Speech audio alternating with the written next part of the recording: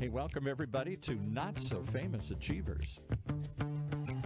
Weekly conversations with some of the world's most amazing but not so famous achievers on what they did and how they did it and what you can learn from their journey. With your hosts, Will Christ and Robert White. Hey, guys. Welcome, everyone, and particularly welcome to our guest today, Beth Fisher. Beth, I always wonder about why our mutual friend, Chad, would introduce me to someone. And in our brief talk before we got started today, I have figured it out. We both have a checkered past. But could you introduce yourself to our mostly business person audience and tell us a little bit about your background and what you're up to and what's important to you, anything that comes up for you? Sure, absolutely. And again, thank you for having me here. You know, the first time I spoke to Chad too, inside of about 30 seconds, when he and I were sort of volleying back and forth to see who speaks more quickly, I'm like, all right, I like this guy. I kind of understand him a little bit. So it's like, like my long lost brother. So I have been in corporate sales for 25 years and I loved it. I love people. I did all things sort of automating business process. I would go to organizations around the country and I would walk in and say, show me how you're doing it today. And let's talk about why you're doing it that way and how you can do it better. So industry agnostic is what I like to say. I would go into organizations of all shapes and sizes and I would say, walk me through your accounts payable process, walk me through your HR, walk me through your MSDS sheets, right? Like everything start to finish inside of an organization.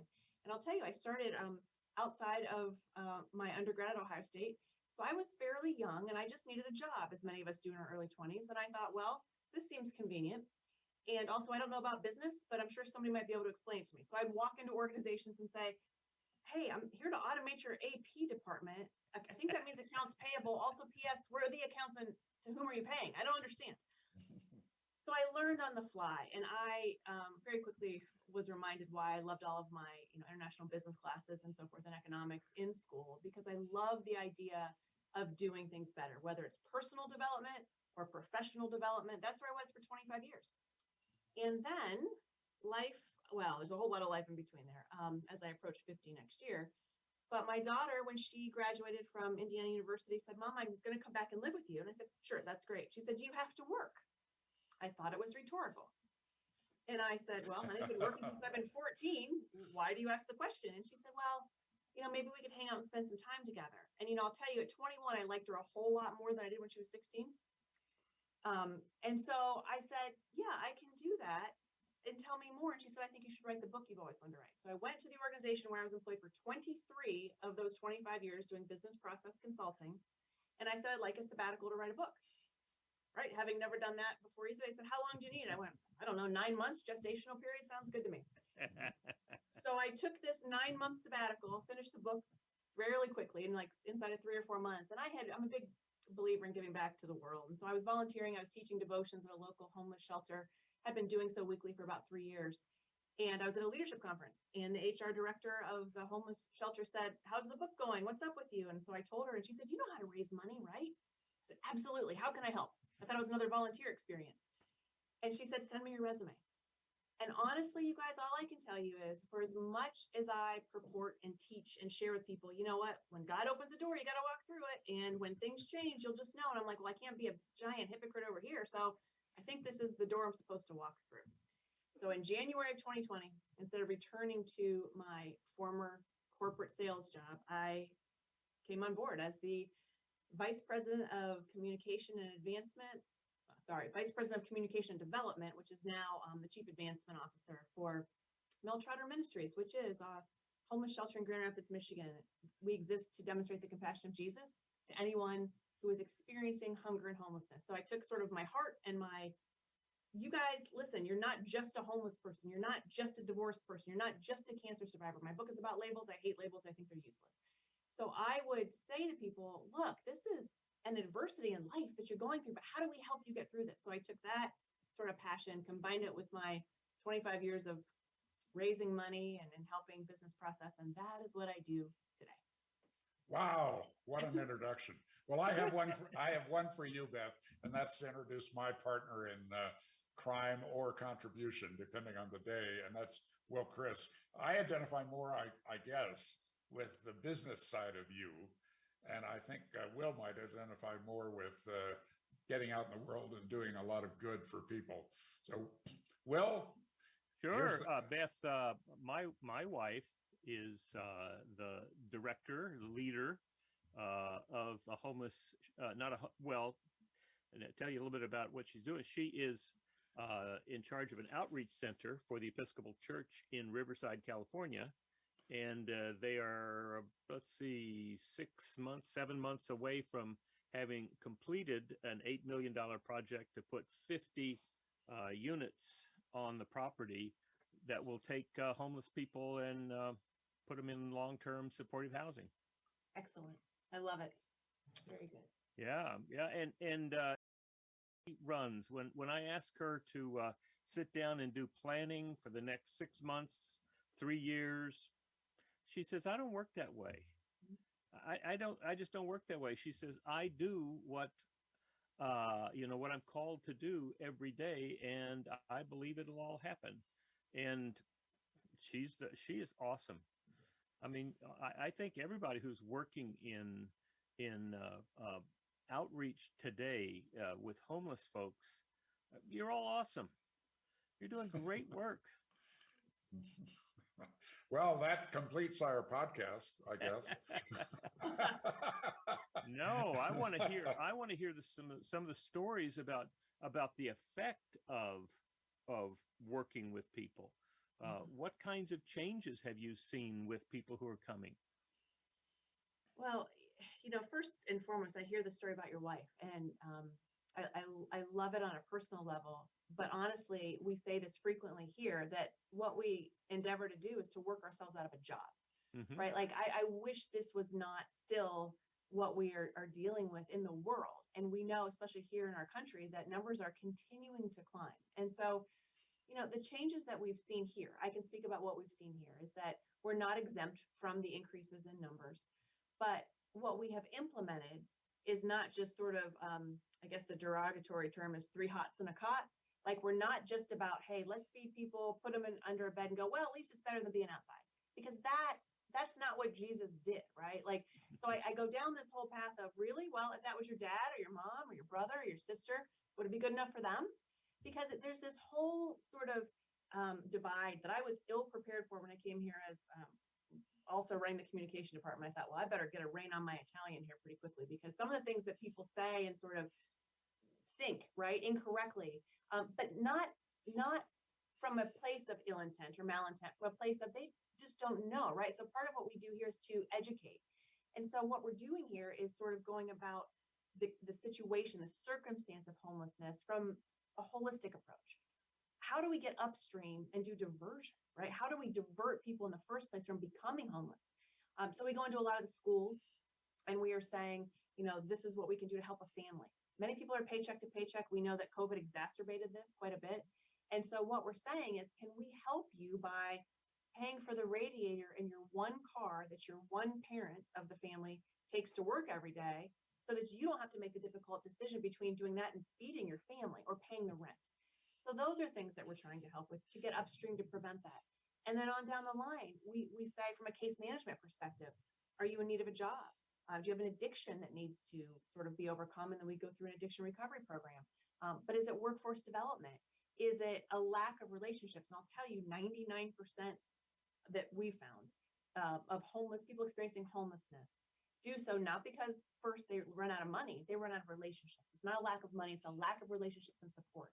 If any of us couldn't pay a bill, we would not end up staying here tonight. We have people in our worlds that would say, you know what, come stay with me till you get back on your feet. So we're trying to put those support systems in place as well, and come alongside people and walk with them and see them as people who are made in the image of God, instead of, quote, just a homeless person who should just pull themselves up by the proverbial bootstraps and get a job. So much more to it than that. So your systems background, I can hear it in all of that sharing. That's wonderful. Well, one of the things that's occurred to me in the past 3 years is is we have this picture, and I was taught this picture of the path for a successful American male is to get a job, become self-supporting, and make contributions. And that meant success meant separating yourself from your family, going to where the jobs are, and being successful at that. And anything less than that is broken. And that's not that is not the only way to be. No, and I appreciate so much that you said that. Societal expectations coming from any external source really has been my personal experience. What got me off course for many, many years of my life, I was making decisions based upon what you just shared from a male perspective. Well, from a female perspective, it was also right. I graduated from the Ohio State University, in the 1990s. I grew up in the 80s, and I'm a checklist girl, right? I'm a type 3 on the Enneagram. I'm a high DI on the DISC profile, right? Like I'm just like, go get things done. So for me, when I graduated, I thought, well, what's next? What am I, quote, supposed to do next? What are the expectations of me now? Because I just turned 21 years old. I didn't know, right? I blinked and I looked back and I was still in a Trans Am rolling around my high school and saying, okay, well, where's the prom? And how do I win this basketball game? I was still very, very immature experientially, as we all are at 21. But I didn't know that because the drive inside of me was saying, go do more, do something else, be grand. And I thought, well, okay, the next thing on my list is you're supposed to get married. Now, I laugh and jest because I adore my daughter's dad. He's a good guy. He loves her very much, but we had no business getting married at all, at all. So it was short-lived. And thankfully, Olivia, came out of that marriage. And obviously, she's the light of my life. She turns 25 next month. But I was in no position to be making decisions based upon what external expectations dictated for me because I didn't even know who me was. I didn't know myself then. I certainly do now, and I make no apologies. But back then, I was like, I'm sorry, what should I do? I didn't know. And I didn't have a lot of guides to show me because I had, I would say, too much noise. You know how like if you're in a conference room and you're trying to come to some sort of conclusion, what should we do with this business operation? And you've got 86 leaders in the room, all with different ideas. That's how I felt. I thought, well, from what knowledge base do I pull from to make this next decision about my life? Instead of saying, well, it's God. I didn't know that because I didn't read the Bible at that point in my life. I grew up Catholic. I read Missalets. I didn't know Paul was a real dude. I didn't have the story. So I didn't have the wherewithal to say, what do I really want to do? What is, better question, what am I designed to do? What am I meant to do? Why am I here? Now, another way of talking about that's what's my unique ability. Yes. And my purpose. Yeah. Why did God put this unique one person here in the world to deal with it? And is it grounded in anything? And those 86 voices are really in our head, right? And it seems to me that part of what I learned was it's silencing those voices by meditation. It's by sitting quietly. It's by, and prayer is not do this for me, God. Prayer is where am I and what am I being called to do next? And we call that God. We can call that the universe. We could a lot of different ways of talking about it, but it really does have to do with being open to hear that interface between the world and this unique person that I am. Out of the 9 billion people, there's only me. Right. And I think so many of us know that from an early age. I certainly knew who I was from an early age. I was the girl that was like, well, why does the boy get to throw the football when he can't spiral it? I'll take it. I'll figure it out, right? Like this, I want to win the game. If the goal is to win the game, what's with the gender disparity? Who made the rules? That was always my question. Why is Father Mike, as an example, preaching when I've heard this woman preach before? I'd rather listen to her, right? Like if I'm going to be inspired in a certain way, there are things that relate to me that do not necessarily relate to other people, and that is okay because we are uniquely and wonderfully made. But I didn't get that message. I got the message of in the 80s, go take a home ec class and make sure you know how to cook and sew. And I'm like, oh, for Pete's sakes, is there a barter system here? Like, how about I write something for somebody? Is there a speech class? We'll figure this out collectively, because I do think that if you look at the disciples as an example, right? People say, well, you would have been Peter. I'm like, okay, thank you. But in the main, they were all uniquely gifted with certain skill sets individually that made them the 12 disciples of Jesus, right? The people that were going out into the world to get things done. It's no different on teams and organizations. It's no different in churches and family structures.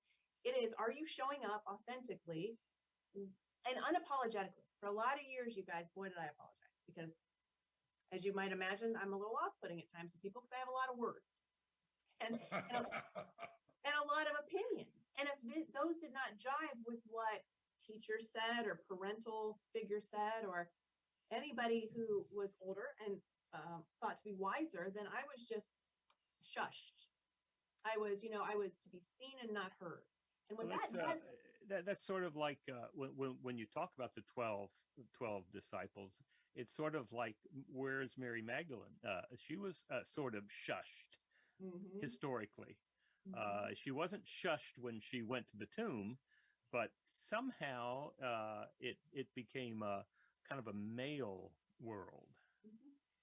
Well, and this is, I hope you know how I feel at this point with the 66 books of scripture, and I think it's the greatest love story of all time, and I think that it is my compass at this point in life. I also think there's a lot of patriarchy woven through there, as you might imagine, that I did not have the language or the agency or the permission to talk about when I grew up. I had so many questions. I am an inherent questioner, and I was not allowed to do that in church or in CCD because it was, well, this is just the way it is. And I, again, said, according to whom? Like, this is the way we want it to be. Yeah. I'm like, but I have questions. Time out. I have questions. If you're telling me thou shalt not do this when I'm 17, I just saw Father Mike doing it over here. Like, I don't understand. Like, what are the rules? And why are there rules and who made them? Well, a lot of those things we discover, like bumps in the carpet, right? That bump in the carpet. What is that bump under there? Don't worry about it. Don't worry. But over the past 25, 30 years, we've been pulling the carpet back to take a look and discover all of these pieces, all of these things that the carpets were thrown over to hide them from us. And that's so much a part of how individuals grow as well as cultures grow into understanding all those things that somehow got thrown under the carpet. Beth, in my work, I work with organizations where there is missing focus or missing alignment or missing commitment as a general statement. And you probably know more about systems in your little finger than I do in my entire body. I mean, I've lucked into some that work for me and for businesses that I've run. But it doesn't come from a deep understanding of systems. But one of the things I notice with my clients is that when they attempt to make a change to, and it could be as subjective as being more heart-centered or more human in the workplace, but it also could be installing a new computer system or a new HR flow, all these things that just totally confuse me. When you were in those situations, and what I see is the amount of resistance to change around systems is awesome. It's scary and it's amusing and it's a lot of things, but it just seems to me that with my clients and other situations that I see, that getting through it as a team and actually producing the result that they probably have already spent a lot of money on. It seems to me that there's a lot of personal things that get in the way of making a change, even when everybody agrees that the change is needed. What have you learned? I mean, I can tell you've been out there a lot, and I'm guessing you've confronted this. Yes, and I love the question. And I'll tell you, I actually did it here. One of the very first things I did when I came here in January of 2020 is I took one look at the CRM system and I thought, who said this is a good idea? Like, who? Why is this here? If our goal is to raise revenue, increase donors, then this tool is not going to do it. And yet, as you can imagine, to your point, I had just inherited a team. They were resistant to change anyway. The turnover in nonprofit, as we know, nationwide is very high. And so I had to do several things at once. I had to say, okay, trust me. Let me help unify this team. Let's go through change together. And OPS, let's just rip out a 17-year system. And trust me, it's going to be fun. So, people were looking like, okay, who hired her and when is she going to go?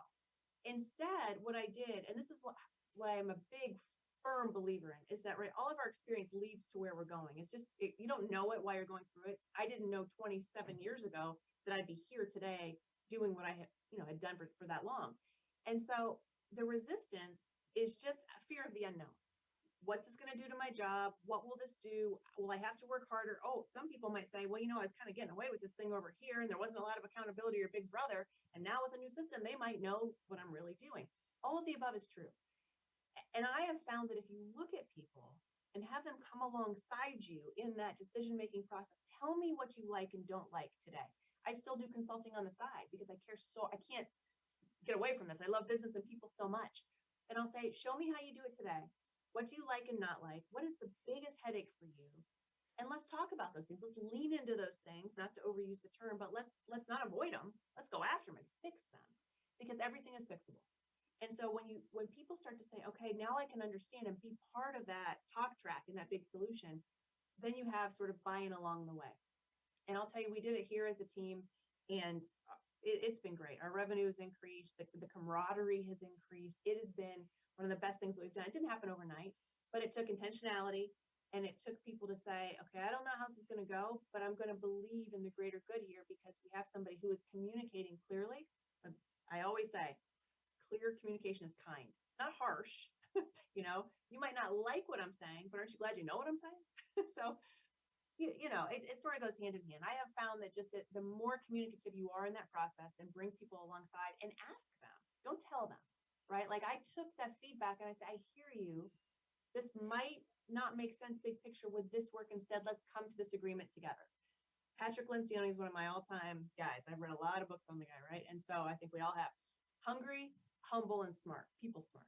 If you have somebody who is just hungry for the mission, for the job, for the organization, great. Can't teach it. It's in there. Do they have a heart for serving? They have a heart for what they're doing. And are they people smart? For years, I taught sales training. And people would always say to me, well, you could just hire this person because they understand technology. And I'll say, well, they might understand technology, but if you don't want to talk to them, nobody else does either, right? You can teach process, you can teach product, you cannot teach somebody to be a people person. Again, it goes back to how did God make us? And my daughter, who's very introverted, shocking, but she says things to me. She'll go, Mom, at one point in time when we were like this, when she was a teenage girl, and I could not communicate well to her.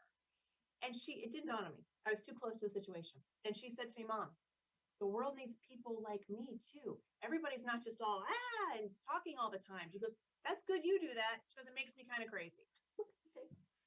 One of the things that really helped me to understand myself better was I was part of the Sandler training network, right? And I was that for 18 years. But for the first 2 years, when I would go to the quarterly conferences, and all the people would stand up, the people who were very successful would stand up and talk about all the great things that they were doing.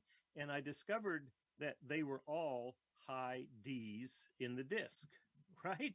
And then it occurred to me, oh my goodness, I have to become a D in order to be successful in this, until my coach said, stop. You're only listening to the people who are talking. Go look at, and he gave me 5 people and talk to them. They are like you. They are high S's, and they're going to be listening, not talking. They're going to be relating to each other. They're going to be paying attention to other people.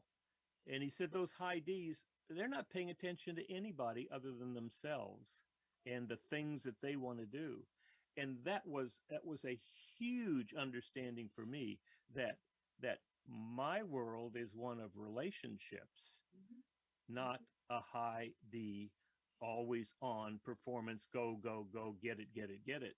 And people, there are people in my current EOS community who don't understand that you don't have to have 30 or 40 clients. You just kill yourself doing that. There's a reasonable limit to how many clients you can actually have and pay attention to. And it's really helping people to discover who they really are and what they do. But of course, that's an S, not a D. Well, let's pay attention to Paul, who's nudging me about a break. And Beth, if in the remaining minutes we have today, I'd really appreciate it if you could share anything that you're seeing for people that want to really lead from wherever they are in organizations. Our audience are primarily made up of people that are running something, and or even trying to expand their leadership ability within their family or in their community. So anything you have about that after the break would really be appreciated. But for right now, Paul, take it away. Well, we're going to give you one quick thought here that plays into what we've been talking about here today. Our two hosts have lived extraordinary lives and been extraordinary entrepreneurs, and Robert White's certainly one of them. He mentors extraordinary entrepreneurs and executives just like you, people who want better results from their leadership performance. He shows them how to turn those results into increased personal joy and satisfaction as well. Robert founded and led 2 large training industry success stories. He's been there and done that, and his experience will help you find and achieve that extraordinary success you seek in your life. So why wait? Reach out and see what Robert can do for you today. Just email him at robert@extraordinarypeople.com, robert@extraordinarypeople.com, and start living the extraordinary life you've earned. Does your company have a clear vision? Do you have the right people in the right seats? Are you consistently getting the results you want and enjoying the journey? If not, consider EOS, the Entrepreneurial Operating System. EOS is a set of simple concepts and practical tools used by more than 100,000 companies around the world to clarify, simplify, and achieve their vision. Schedule your free 90-minute meeting with an EOS implementer at eosworldwide.com today. That's eosworldwide.com. Okay, with that, we head back to the show. So what bit of genius do you have to share with us, Beth? Well, I don't know if it's genius, Robert, but I'll get to the irony of this. So let me tell you, go back to Chad, who introduced me to you guys, right? And so when he did that, he had no idea that here at Meltrotter Ministries, we were going through the EOS process. So I always find that these little ironies in life are not happenstance, right? And so we have been going through it. And I know that is what you teach and you go through, and it is literally what I find every single time for us. We ask that question internally among our executive leadership team over and over. Do we have the right people on the right seats on the bus?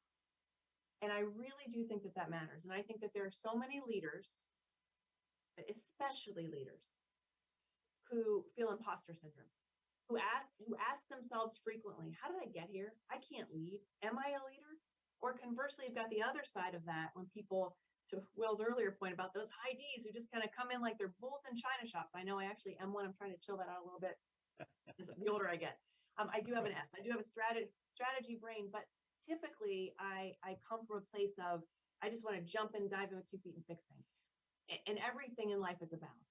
And so once you can understand who are our people, and let's not tax people internally who are really good at this particular facet of their job. Let's not then turn them into somebody else just because, hey, this is a really good employee, so they should now do 16 other things. No, that takes away from their giftings and skill sets. And I see it time and time again in organizations where people will say, well, this person is wearing 6 hats because they're just smart and they work really hard. What are we doing to those people in the organization? And what leading by example message are we sending? It's too much. It's to say, how do we really say this person is gifted in this role and this is their role. So now if we can put other people alongside them, teammates, in the right seats on the organizational bus, now you're getting somewhere. Now you're going to win some games. You're going to have an increase in revenue. You're going to have happier people playing the game. Wow. We ought to record that one, Will. Yes, indeed. Another commercial for EOS, actually. And Yeah, and- Beth. Now, one of the things in are you familiar with EOS? Yes, we've gone through it You're here go- internally. You're using it. Well, that sounds like it, because one of the new things that we're working on now is putting that mantra together about what the EOS life is, and see if you can recognize this. Everybody in the organization doing what they love doing, only what they love doing, with people they love, knowing the great contribution they are making to the business, to to their customer, to the world, being compensated appropriately, and having plenty of time left over for their other passions. I mean, I don't know what anybody else really could want in the world, right? That's Those are right. the things that we Yeah. all endeavor to do. Yes, it's amazing when that works. And I think it's worth every effort. And you see, and one of our predictions is that our 600 or 700 implementers by 2030 will have implemented EOS in 100,000 companies. And if you just assume that the average company has 50 employees, the ones that we work with, that's 5 million people, not counting their families, that will have been impacted with this message and the techniques and tools to accomplish it. And now, are you using an implementer, by the way, Beth? We are Or not. you're just using the book and all of that? Yes, although now I would like to sign myself up and call myself an implementer internally here. I can practice. Well, I'll volunteer, Will, in case you have a question or two, and I think you'll find that he will respond, even from California. Yeah, and Beth, we can talk about that too, because you can sign up as an implementer, and that would be you could do well to do that.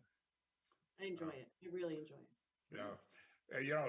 It seems to me that what brings us together, one perhaps is the example of Christ in our lives and in the world, but also this entrepreneur operating system. I read the book. So when I met Will, I mean, we had a common language to talk about right away. I had not seen, in running my own companies, I hadn't seen anything that practical and yet inspired, frankly. And I saw so many of my mistakes. Oh, it was so painful reading that book. And so wonderful. But look, I think people like us, the obligation is to share more, to be more open, to open people up to what's possible when you connect to heart and spirit, and also that there are methodologies that really work a lot better in the workplace, in a family, in a community. So what a thrill. Well, how can we support you? I mean, this has been an incredible conversation. What would you like to say to our audience to wrap things up, and how they can maybe be in touch with you or support you? Yeah, thank you. I love it. So I actually have an LLC, it's fisherstrategic.com. And that is where I actually do consulting, business process consulting, much like we talked about. So I really, truly enjoy that. I have a lot of experience, as I mentioned, doing so. So I'm happy to come in, and also I love public speaking. So I will go to a lot of different women's events, or I think I mentioned next month I'm doing an HR sort of employee engagement and retention keynote. I just really enjoy being in a room filled with people who are curious, who want to get better, who want to say, show me how to process improve or personally improve. And I'm happy to go on that journey with them and really, just kind of show up alongside them on their journey. So that is one way for sure. Also, I, wrote a book about this whole scenario, not the EOS process, but about really becoming authentic and sort of ditching all of those expectations and labels and things that are holding you back. So I talk a lot about that. I do, a lot of coaching and a lot of leading along that.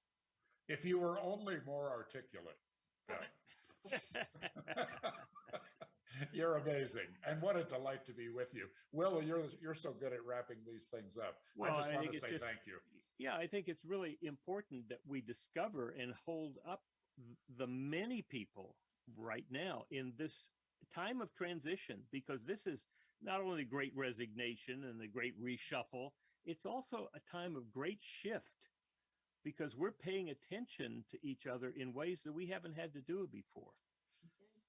And you know, one of the things that you picked up on, or we're talking about, is the old kind of management was, you do what I tell you to do and I'll keep paying you. And I think the response to that today is, I'm not even here. So if you want me to work with you, you're going to have to pay attention to me in a whole different way. And, you know, it was like 7 years ago, I had one of the great experts on managing millennials from here in Orange County, California, at the Lutheran University, Concordia. And he said, the problem is not the millennials. The problem is the managers. They don't know how to manage. And it really does have to do with asking a lot of questions, paying attention, and ultimately asking, what do they love doing and what they're great at, and helping them find that. So I think we're all in a great shift here, and I really appreciate your voice, and especially in the place that you are acting right now, in helping people to pay attention to folks who, for many, many different reasons, wind up being homeless and need the support. So thanks so much for being who you are and doing what you're doing. Yeah, likewise. Thank you guys for having me on. It's been a real pleasure. So long, Beth. Thank you. All righty, take care.